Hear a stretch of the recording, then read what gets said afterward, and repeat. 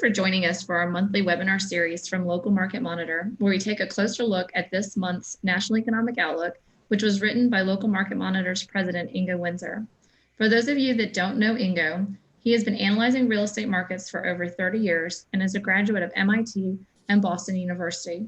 He is not your typical economist and has a knack for taking complex data, extracting what is important, and providing unique insights and tangible guidance on real estate markets. So with that, I bring you Ingo and his insights on the economy. Thanks very much, Carolyn. Our goal every month is to look at the latest economic numbers and see what they mean for real estate markets. Earlier this year, we knew almost nothing in this regard because we had no data, even though we knew the economy was in a giant nosedive, and we didn't know what would happen with the pandemic. We now know a lot more. We know how deeply the recession has cut jobs, and we know that consumer spending, to my surprise anyway, has snapped back very quickly. We know there would be no huge loss of value in the housing market, as happened in the previous recession. In fact, home prices in the third quarter were up almost 5% over last year. And most important, now that highly effective vaccines are being distributed, we know the pandemic will be under control in another year or so.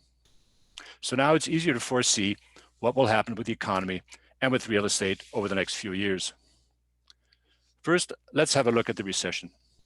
On this chart, we see what's happened with retail sales, that's the blue bars, and with jobs, that's the red line. There was a massive loss of jobs, at first 20 million, but that's been reduced in the last few months to about 10 million. On the other hand, retail sales that plunged 20% in April are now doing even better than they were last year. This makes for a very strange recession because it's usually the lack of spending that produces job losses. What this strongly suggests is that the recession is not evenly spread throughout society, but is concentrated on people who didn't have much money to begin with. This is not a new insight. We know that restaurants and retail stores with low-paid jobs have been hit hardest by the pandemic. But the implications for real estate markets are very important. So let's look more closely at the job situation. Here's a magnified view of the red line from the previous chart. And the important thing to note is that the recovery of jobs has stopped. We'd like to think this is only temporary. We'd like to think that once restaurants, bars, stores, and hotels can reopen fully as the virus recedes, that the people who lost those jobs will regain them, or at least be able to find new ones. But I'm not so sure. I think the pandemic has hastened a process that was already taking place, and that businesses of all kinds will permanently use fewer people than they did before. We've had several waves of job losses in the last 50 years.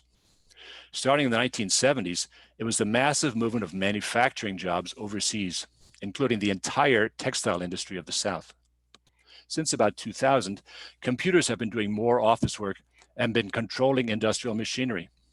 And I think we're now in another wave, typified by Amazon, where all sorts of products and services, including food, are delivered straight to consumers. Let's step aside from real estate for a second and note that our society has done very little to help the people who lost those jobs, the people who can't find a job to match their talents, the people whose lives are worse now than before. We can ill afford another 10 million people alienated from a political process that does nothing for them. Let's now have a look at what's happened with real estate in the past year. Here we see that the number of owner-occupied housing units took a big jump this year to 85 million, up 6 million from last year, mainly because of record low mortgage rates, which are under 3% right now.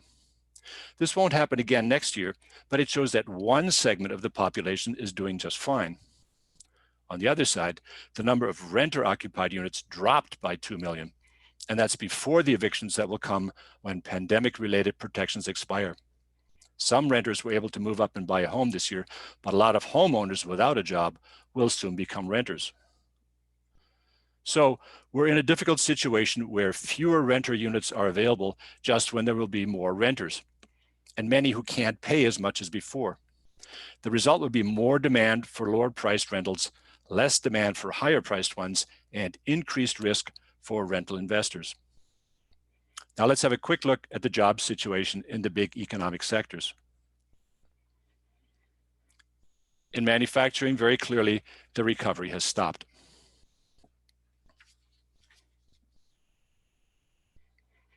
In retail, it's even gotten a bit worse.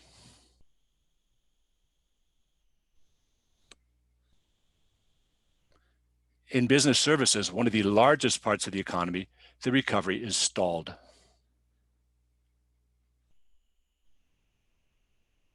The healthcare sector is also very large, and jobs have also hit a wall. Finance jobs have been affected the least by the pandemic, but even here the recovery is very slow.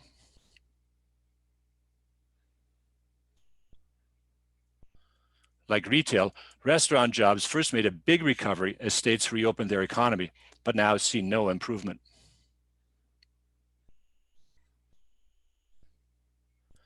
And in government, the situation is actually getting worse as budgets become tighter.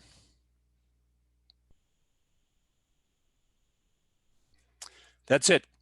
We're in a fluid situation that's difficult to understand, but good data can guide us. To finish, let me plug our Investors Metro analysis, which shows the economic situation in any of 200 metro areas and what that means for local investing, especially for rental properties. It now includes detailed rent data for local zip codes and is especially useful in these uncertain times. Thanks very much for following along. This is our National Economic Outlook. I'm Ingo Windsor.